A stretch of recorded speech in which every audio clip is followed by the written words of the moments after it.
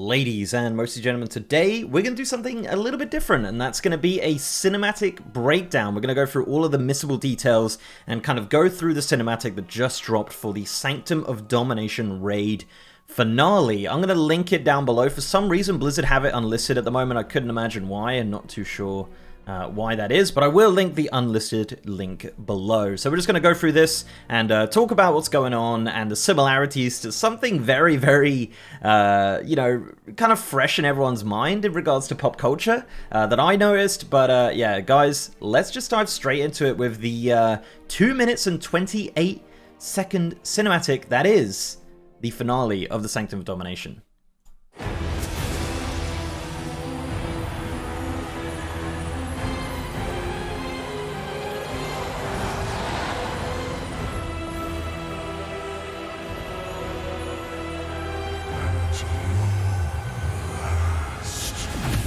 Alright, so what is actually going on here? Why is this happening? Why is the jailer grabbing this thing from the Arbiter? And what on earth why is everyone here? What's happening? So this is the Sanctum of Domination. This is the final fight. This is against Sylvanas, and as you can see, Bolvar, Jaina, Thrall are all there with you. Obviously your character will be there as well. This is actually the Arbiter's Chamber in Oribos. The fight is really cool and it's really long, but if you do get a chance to watch it, it is very, very cool. But yeah, this is kind of the finale of that, and as you can see, Sylvanas is there as well with Anduin. And the jailer's been collecting these keys. He's been collecting them from the different people in the Shadowlands. So he's got the Bastion one at the beginning of 9.1. He's got the Ardenweald one, and now he's getting the one from the Arbiter. And yeah, so this is the final key. This is the final one to make him kind of complete, I suppose, because seconds later, once he gets the Arbiter's key,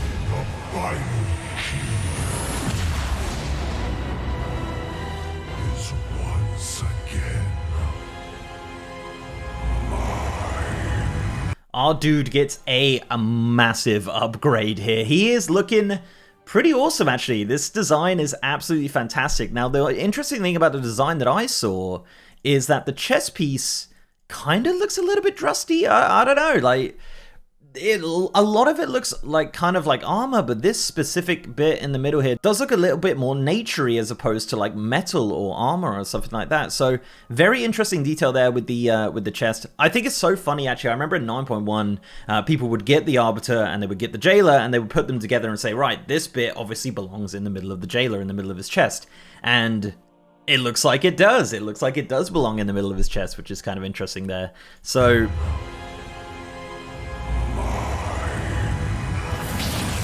you get a great view of the armor here. Look at this armor, man. So obviously he's still wearing a few little details from his original armor that he was wearing, but now obviously with the chest, with the gloves, with the awesome looking helm. The design of it, as I said, a little bit rusty, but it is also very, very much similar to Arthas's armor and kind of the Domination armor that you've seen kind of in Anduin down here that you can see in the bottom left.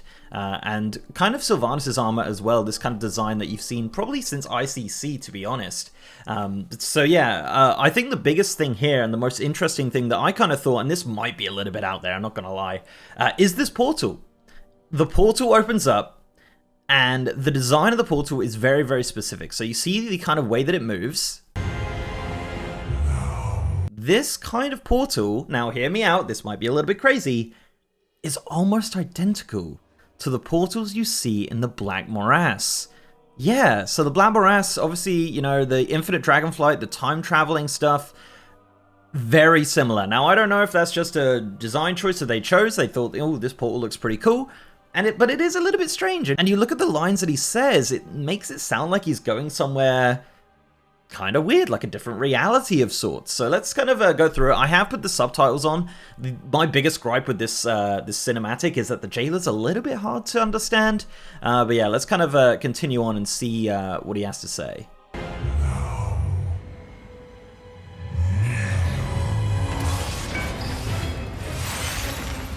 I think this is really cool. You can see, like, whenever they're kind of controlled by the jailer, the eyes go bright blue. And you can see as well, like, Anduin's eyes are constantly blue under the control of the jailer here. But these chains are really cool as well, a little detail there. Obviously very similar to the chains that Sylvanas used when she fought Bolvar in that awesome Shadowlands cinematic. We already have what we need! Too long I endured the Maker's flawed design. So, too long I endured the Maker's flawed design. So he's probably talking about the first ones here. Now, I'm not a lore nerd. I'm not deep in the lore like Accolon or Pyromancer or people like that. But yeah, the Maker's flawed design. That's an interesting thought there, and an interesting line. Definitely to think about and definitely to kind of take in and theorize on. But yeah, the Makers potentially being the first ones. What was the design? I guess the design of him was to look after a certain zone. What zone is that? Who knows, right? Is it like a Drust-based zone? Is it a different zone that we haven't seen in the Shadowlands? Or something else? I think the Jailer story is very interesting. I think there's a lot to unpack here and a lot to kind of take away from this cinematic. Even though it is only 2 minutes long, they definitely do a lot of kind of character work with the Jailer here. I will forge a new reality. So, forging a new reality, and this comes back to the time travel thing, this comes back to the kind of multiverse thing. Are we looking at a multiverse future for World of Warcraft? Now, I'm probably throwing all these words around because, a very, very big similarity to this character is obviously Thanos, right? Thanos, Infinity War Endgame, Marvel Comics, right? Huge character, and from the start of seeing the Jailer, I've honestly had this similarity with Thanos. Obviously, he doesn't have like a stoic voice or anything like that, but the character is very, very similar. Just a crazy, mad titan that's just, drunk on power, and it's just insane, right? It's very, very similar, at least that I see. I'm happy to discuss that, but I always look at the Jailer and always make those similarities with Thanos, and the fact that he's gone and got all these keys, he's now buffed up, he's got a massive portal behind him, he's going to go forge a new reality. What's he going to do after that? Just retire and look over a grateful universe? Who knows, right? So yeah, he's off to forge a new reality. What does that mean? Who knows? And if that is a time travel portal or a multiverse portal of some kind, where on earth is he going?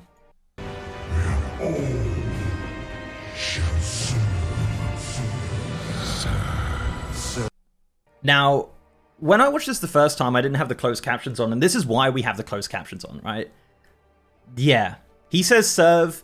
You have a couple of voices in the head saying serve. You have the Lich King and Arthas both saying serve. Now, does this mean that they serve the Jailer? Does this just, is this randomly in Sylvanas' head from when he said serve? I don't know. It's a very interesting detail. And yeah, when I watched it the first time, I was like, oh, I swear that was Arthas' voice. And it was, yeah. So there you go. Lich King and Arthas both saying serve here in this line. So yeah, let's just jump into that little bit and kind of listen to how it sounds naturally. All shall serve.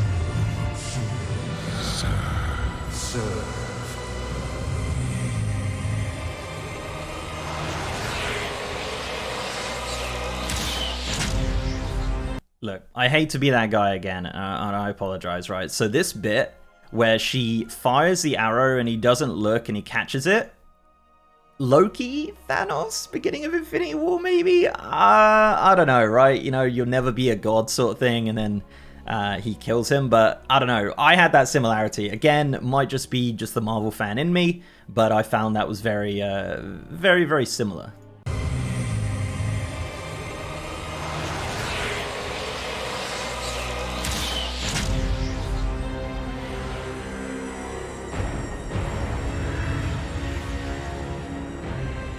I will never serve.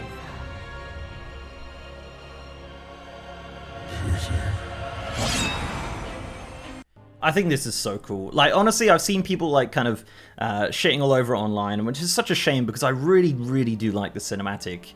I honestly do. And yeah, I know you're kind of getting a Sylvanas like redemption arc of some kind. During the cinematic, as you can see, she kind of tried to attack the Jailer there. Didn't quite work out. You've got Anduin here with those blue eyes, as I mentioned before, when he's under control of the Jailer, just about to kill Sylvanas here, and she doesn't die. She doesn't die. That's not what happens in the cinematic, which is kind of interesting. But something does happen that's very interesting next up in the cinematic. Still shame my mortality. You did help restore something stolen from me. Allow me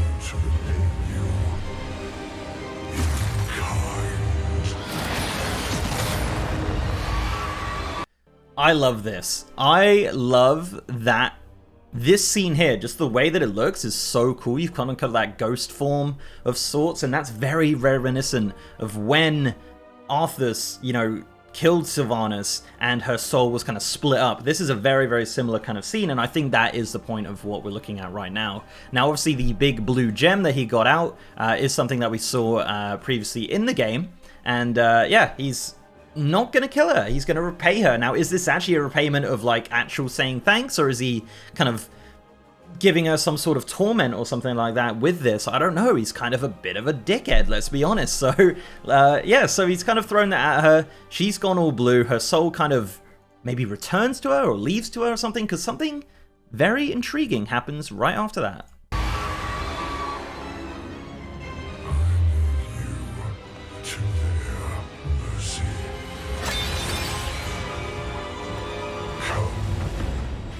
Where are they going? That is the biggest question going into 9.2. Where are Anduin and the Jailer off to? Is this a time portal? Is this just a portal to Azeroth? Where is the Jailer going? Will we find out in 9.1? That's really the big question as well. You know, will there be some sort of post-raid questline or something in 9.1.5 that's going to kind of give a little bit more clues into where they're going? Because this is going to drive me absolutely insane, and I'm sure the rest of the WoW community insane for a very long time, trying to figure out like where or when Anduin and the Jailer are going. Be the first to witness realities. Now, we've seen this many, many times before in World of Warcraft. We've seen this in Legion. This was Varian's thing. This is something that Anduin has on his person, probably to remind him of his father. And is this some kind of weird foreshadowing of a Varian return? What happened to Varian in Legion? He obviously died, but is he around somewhere? Is there some sort of reality where he does exist still? I don't know. That's a kind of interesting thing here, but having this very much the focus of this kind of final scene here maybe is saying that there is some sort of Anduin still left in there. You know, he is completely taken over by the Jailer at this point, but is there some Anduin still left inside to potentially save us from the Jailer when it comes down to it in 9.2 or 9.3?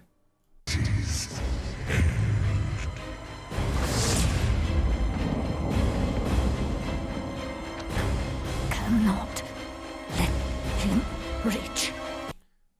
Blue Eyes Sylvanas. Yes, Blue Eyes Sylvanas. Now, is this her being back to the Ranger General Sylvanas Windrunner? Maybe?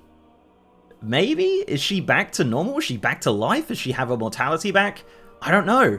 But I have a feeling in 9.2 we're probably going to be doing some dailies from her or something like that. It kind of looks like the Jailer has left Sylvanas to Bolvar, to Jaina, to Thrall, and kind of us as a player base. And yeah, it looks like she's going to join us and we're going to try to take down the Jailer together potentially. It is strange that he didn't just straight up kill her. I don't know if he has some kind of master plan there or he's just an idiot. I guess we'll find out about that one. But yeah, Blue Eyes Sylvanas. This is kind of a huge revelation here. And again, another very big speculation point. And that's where it ends.